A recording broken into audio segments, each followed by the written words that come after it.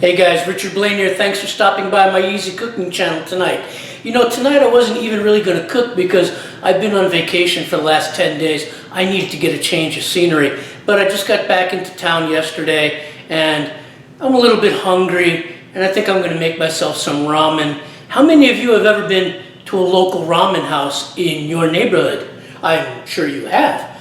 But how many times have you been to a ramen house in your neighborhood that when they bring you the ramen, they put something called nitamago in the bowl?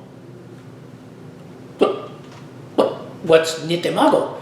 Nitamago is a ramen egg, all right? It's a traditional egg from Japan, okay? It's a overnight pickled egg, also called Ajitama or Ajitsuke Tamago or Hanjuku. Some people call it lava egg or molten egg, but it's basically an overnight pickled egg that is really traditional in ramen. I've gone to 2 local ramen houses here in Las Vegas, very highly rated, and nobody puts hard-boiled egg, and if you request it, they put a plain white hard-boiled egg cut in half. But that's not really how ramen is supposed to be served. Ramen should be served with something called nitamago.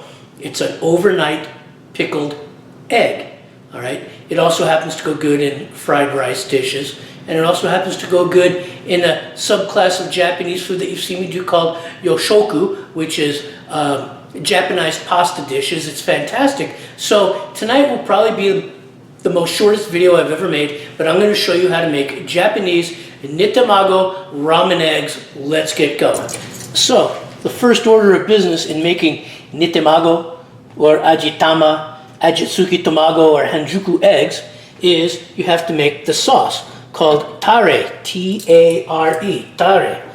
Okay, we're going to be doing 6 eggs, and for that we are going to need 3 tablespoons of soy sauce. Here's 3. I happen to like my eggs a little bit more on the salty side, so I'm adding 4. 4 tablespoons soy sauce. 3 tablespoons mirin. Delicious. 1 teaspoon sugar. And there are some optional ingredients. Some people like to use them, some don't. I happen to like to use them. This is about a teaspoon of ginger garlic paste. And I'm going to add some black pepper. Give it a little warmth.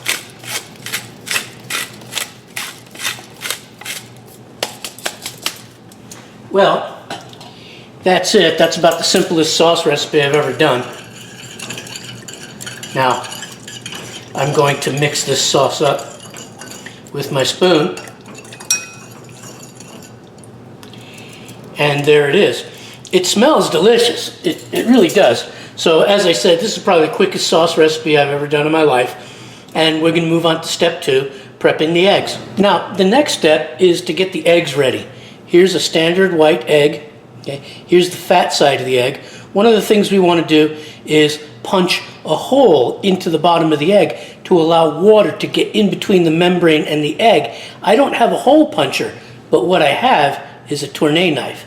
And if you use it the right way, you can punch a proper hole into an egg and not hurt it. All we're going to be using is about that much of the blade. And what I'm going to do is I'm going to exercise it very gently. There we go. And that poked a hole in the egg. Not much different than using a map tack. Okay, but you only go as far as my thumb, see? So when you punch the hole, it stops at the thumb.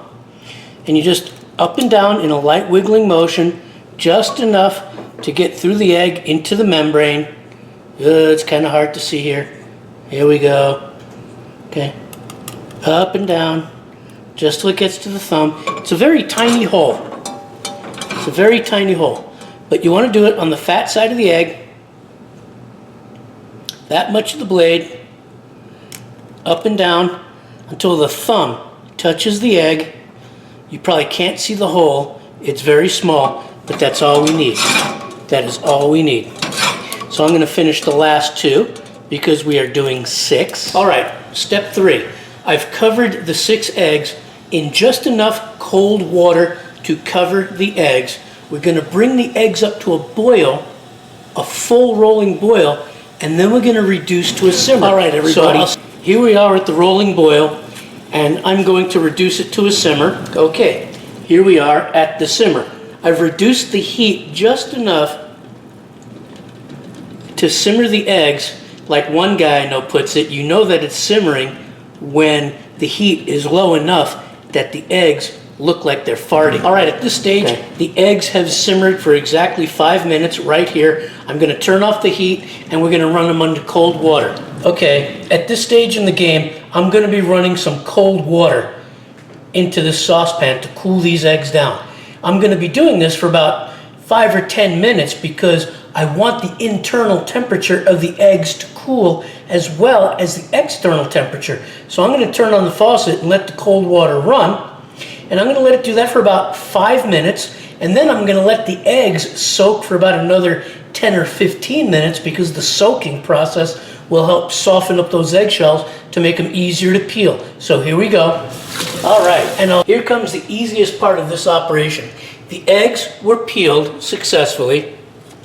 Takes a little time. This is a 1-gallon freezer bag, and this is the Tare, the sauce that I made earlier. And I'm pouring the Tare seasoning sauce into the 1-gallon freezer bag. Doesn't get any simpler than that. Boom, there it is. Then what we do is we put the eggs into the freezer bag. Doesn't get any simpler than that. Right there. See if I can get 6 eggs to fit across the bottom. And I'm going to seal this up. Squeeze out some of the excess air. Wonderful. All right. There it is. Whoops. Ooh, camera. There it is. 6 eggs. All right. In a Tare. Mix it up. Get it coated. And then watch to see the next step. Okay, so now that I have the 6 Nitamago Ramen Eggs in a gallon-sized freezer bag in the Tare sauce, I want to pickle them. Now usually you leave these in the refrigerator anywhere from between 30 minutes to 12 hours. I happen to like 12 hours, gallon-sized freezer bag, and I use the shelves in my refrigerator. And what I do is I take the gallon-sized freezer bag and I put it over a shelf, and I want to make sure that the liquid is pretty much evenly distributed. And then I take a heavy-duty office clip from like the Office Depot, bam, just like that. Right? 6 Nitamago eggs in Tare seasoning. I'm going to season these for 12 hours. Now the reason I do it this way is because whenever I open up the refrigerator to get something to eat, and I do that a lot, okay, is I can come here and I can jiggle the Tare seasoning, okay, to make sure that the eggs are getting evenly coated, all right, and then I put them all back in order, just like that. All right, I'm going to do these for 12 hours, but in just a second, I'm going to show you what Nitamago eggs look like because I made some last night, so hang on tight. Okay guys, here we have it. This is Nitamago, okay? Overnight pickled eggs, Japanese ramen eggs. Look at how brown they got from the soy sauce and the other ingredients. And you can smell the ingredients on them, all right? Now, if you look at the yolk here, all right, it's not fully cooked in the center. It's a little bit solid on the outside. It's not fully cooked in the center. When I used to make these, I would only simmer them for about 3 to 4 minutes so that the yolks inside would be really soft. But in today's era, with eggs being what they are, I went to the 5-minute mark. All right, and the 5-minute mark at least allowed me to keep the center fairly uncooked if you see, the color has permeated into the white. That's where the added flavor is. And here's the eggs, all right? These make a lovely snack with tea. They make a fantastic sandwich. Obviously, they're fantastic in ramen. If you make these and grind it up into fried rice, you will fall in love.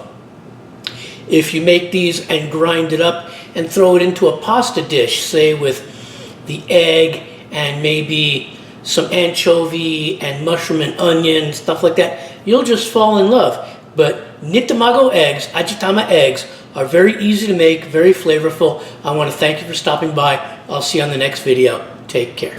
Hey guys, Richard Blaine here. I want to thank you for stopping by my easy cooking channel tonight. I want to thank you for watching this video, how to make Nitamago, or Ajitama, Ajitsuke Tamago, Hanjuku eggs, ramen eggs, fantastic. So now what you have to do is take this recipe, and it will be in my description box, make you some Nitamago, and then make you some ramen and try this. This will be, I swear to God, if you follow this recipe exactly the way I made it, whether you put it in ramen or not, if you make this recipe the way I made it, exactly the way I made it, you will have the best tasting hard-boiled eggs you have ever had in your life. No more boring, plain white, hard-boiled eggs for egg salad or anything else.